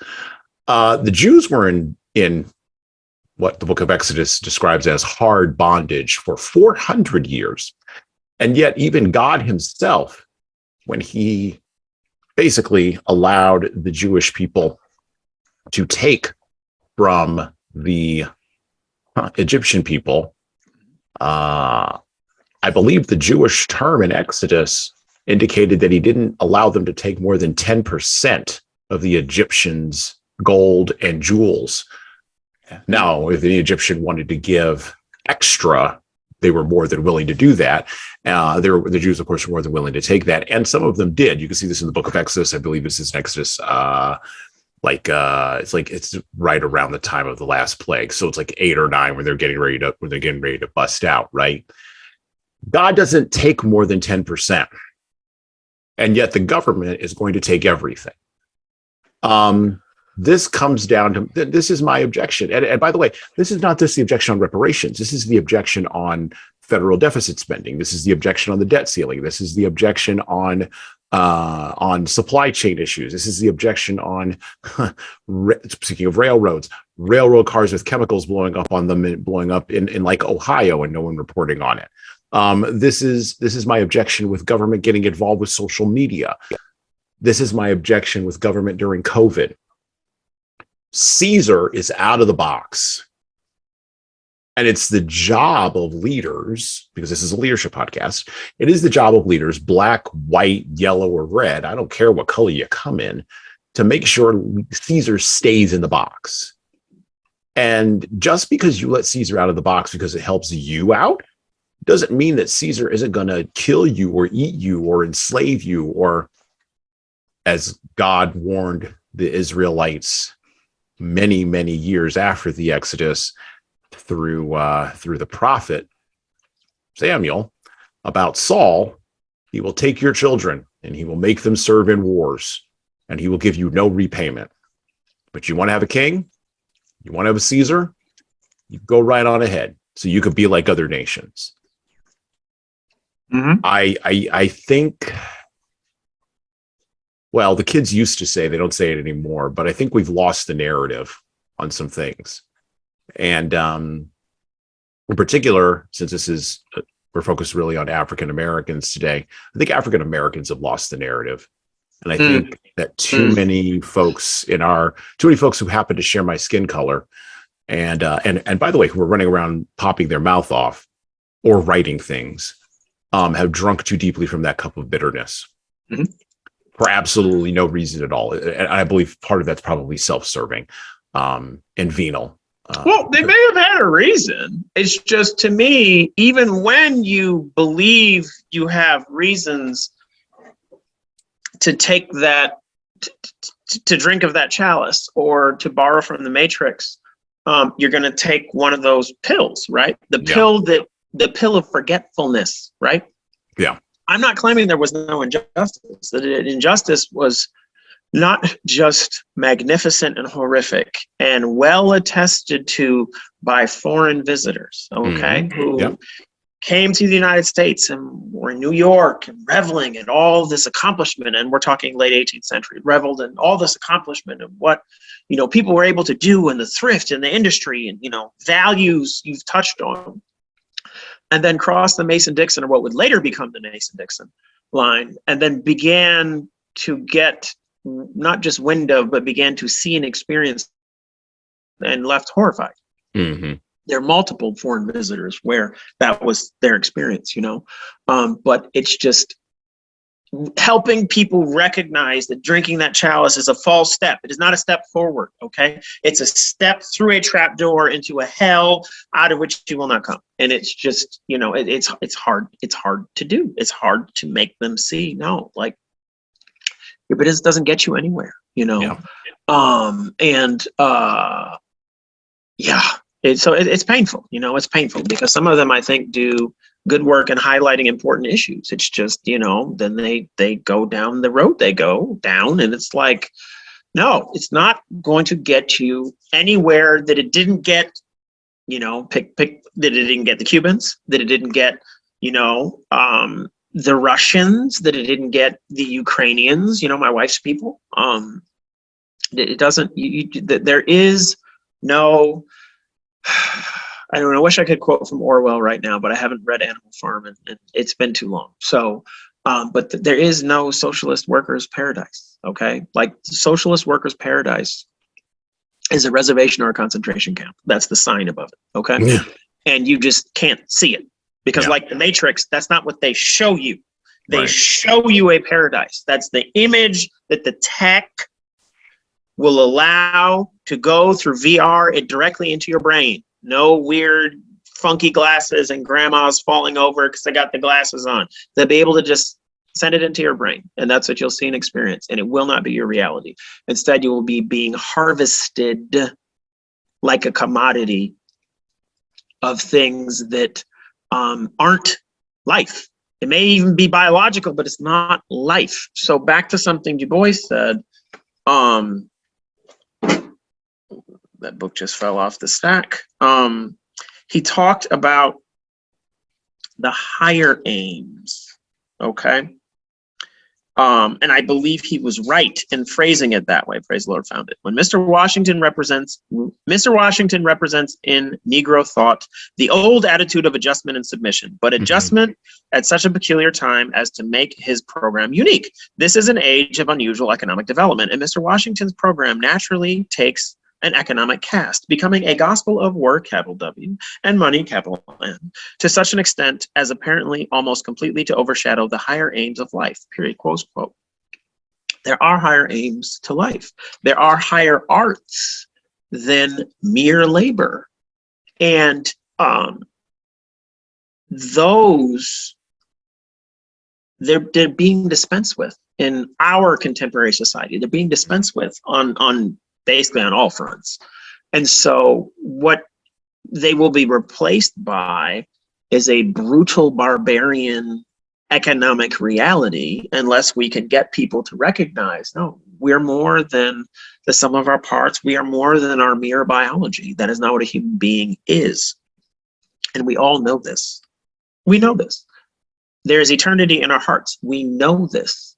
There's eternity in our hearts, and yet we cannot find out what God has done from beginning to end.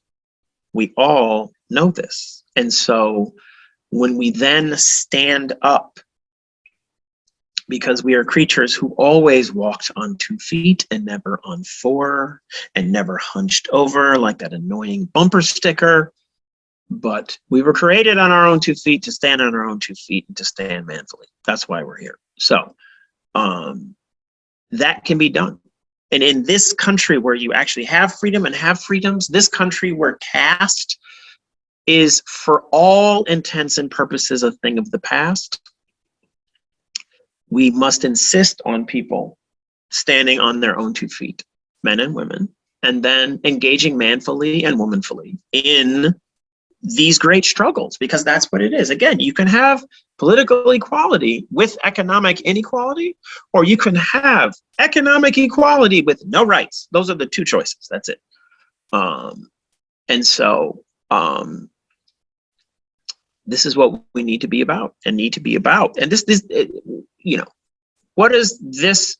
How does the Souls of Black Folk, what does it say with respect to leadership? What does it say about leadership? Okay. It itself as a work is just profound, and it is leadership. It is a man who basically built his own stage, ironically or not, with hands that probably couldn't build a stage, but built his own stage and then stood on it and then delivered this magnificent vision. And it's wonderful. It's a wonderful historic work. This should be required reading in public schools. And if private schools don't want to have it be a required reading, I'm okay with that. Because you're still going to have to come out of there with some sense in your head to be able to get a job. So you want to do that, fine. I would pair it with Up from Slavery. I would have them read both at the same time. And I'm fine. Well, I would want one than the other, but still, I'm fine Yeah. with reading that as well. It's just, that as well, but also, the works I quoted from of Abraham Mhm. Lincoln, read that, read Harlan's Dissent, read the whole Plessy decision, then read Harlan's Dissent. Read Huck Finn. Yep.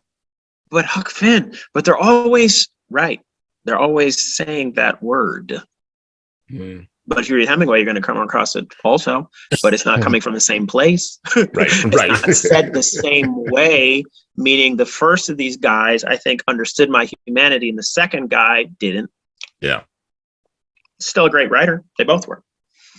And great writers in English and Westerners that need to be studied, period. You're not going to be able to fight those ideas well without grounding in the same disciplines that these men had, period. It's not possible. So this gets to then how I would like to close, which is first off by thanking Dorollo for coming on the podcast today. Always a vibrant conversation, intellectually stimulating from the two black guys.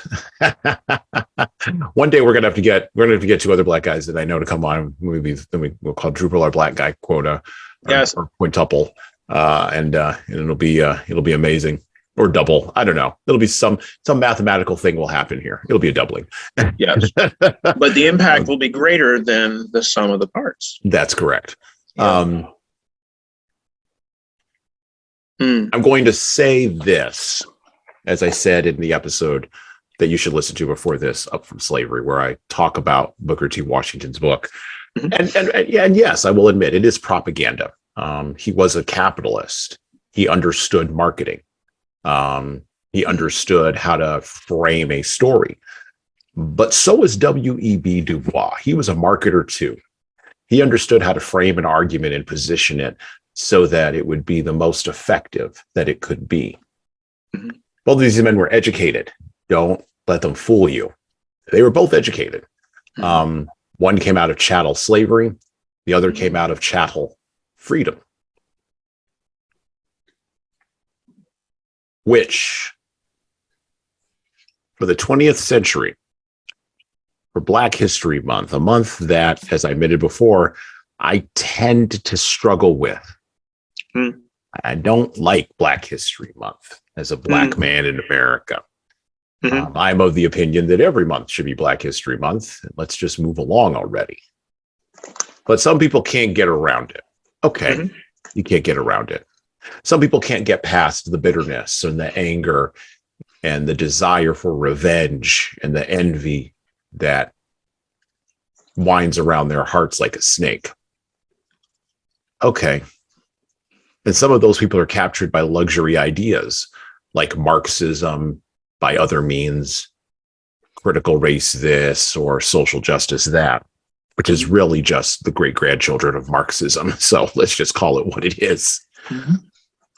There is no Marxist utopia, and every time communism tries, it fails.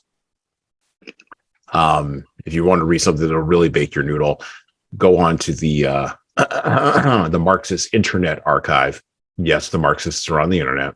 The Marxist Internet Archive, and upload or download and read W.E.B. Du Bois' eulogy of Stalin, written March 16th, 1953. In the National Guardian.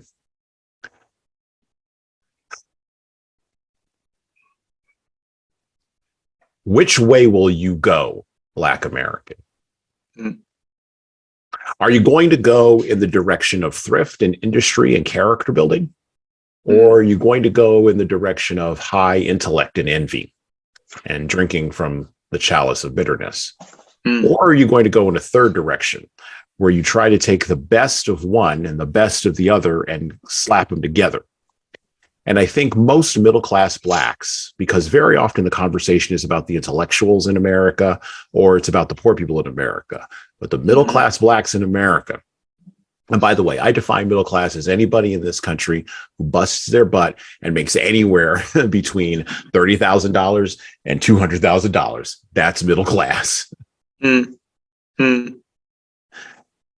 These are the people who, like Rosa Parks before us, just wanted to get to work. You know, some of you may listen to this podcast, some of you may not. Some of you may be working in various city roles. Black people have always worked for the government. But some of you may be working in education. Some of you may be working in Hollywood. Some of you may be working in, well, some of you may be entrepreneurs. By the way, if you own a mechanic shop, you're an entrepreneur. If you run your own law firm, you're an entrepreneur. If you're a consultant, you're an entrepreneur. All of you are individuals first and members of a group, collectively or otherwise, about number 100 on that list. You're an individual to somebody. But the biggest person you should be an individual to is first yourself. You should be an individual to yourself.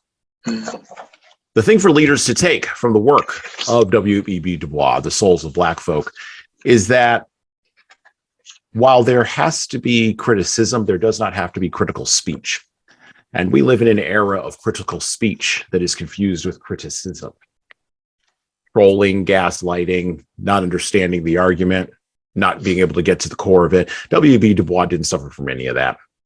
The man was an intellect in all the different ways that you would think of being an intellect, but he was also blind. Leaders, don't drink from the cup of bitterness. Don't be blinded by your own experience. Don't be crowded by your own envy. Let other people own the things that they are bringing to you. Why do you have to own their racism? And please don't talk to me about systems. Systems aren't racist. Human beings are. And the number of human beings you've probably run into in your life who are individually racist at an individual level, you could probably fit into a thimble.